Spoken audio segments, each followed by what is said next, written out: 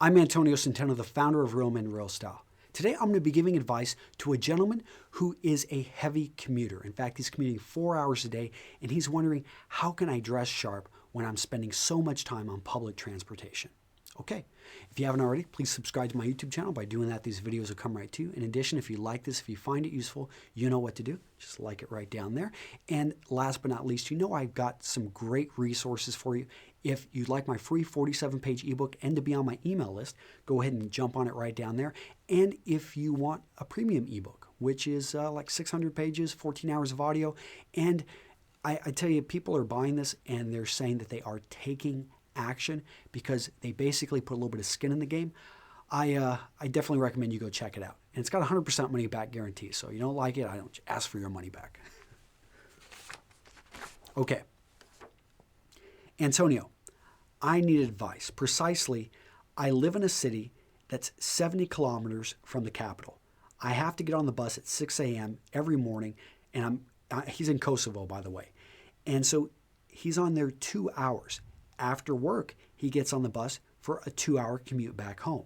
Now, during the day, he works at court. I guess he's a lawyer.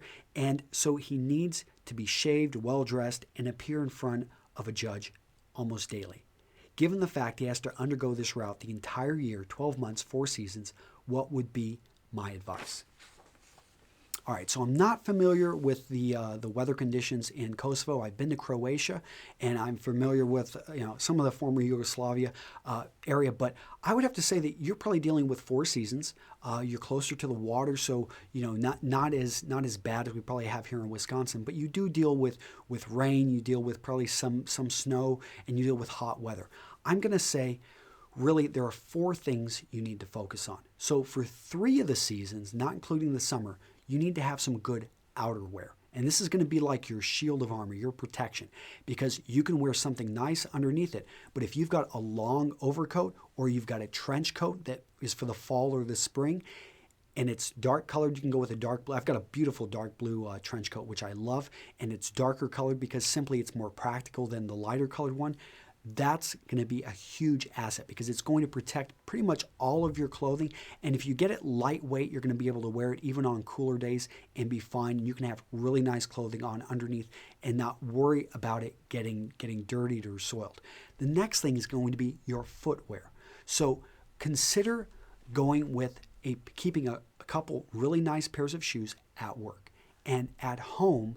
And during your commute and travels, you wear a pair of boots or something which is going to give you more traction, is going to be more comfortable, and when you get mud or slosh on it, you're not going to be upset. So that, and don't, it sounds like galoshes could be an option as well in really bad weather, but I would say going with a really nice pair of, and they have dress boots out there, which in a pinch, you show up to work, you're a little bit late, you could actually move around in, and very few people would actually notice that. Some really nice dress boots out there. But I would have some really nice shoes, which are there for you when you're at work in front of the judge. The other thing is dark colors, and this is probably going to apply more in the summertime.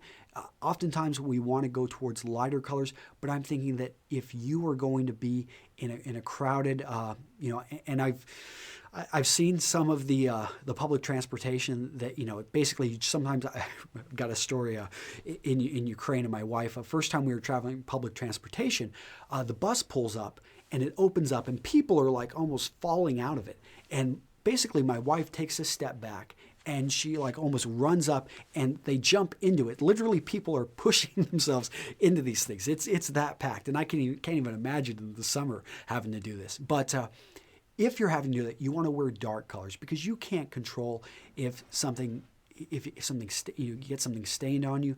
Also, if you're sweating, you want something that's going to help cover that up. Consider an undershirt. And the last thing, which kind of goes with the summer, is to have a change of clothes there at work. There's a great scene in Mad Men, and I think it's one of the series, or the first season, and Draper, he's been out all night, partying it up, got a couple hours of sleep, slept at his mistress's house, and he goes into work, and he takes some ice, pours himself a stiff drink, and opens up his drawer, and he's just got all of these white shirts, and he simply changes really quick, changes his shirt, hasn't showered, hasn't cleaned up, and he's fine for that first meeting. I think he had a little bit of a, he probably needed to shave and stuff, but you can make this happen. I used to do this all the time when I was in the Marine Corps. I would keep a change of clothes there.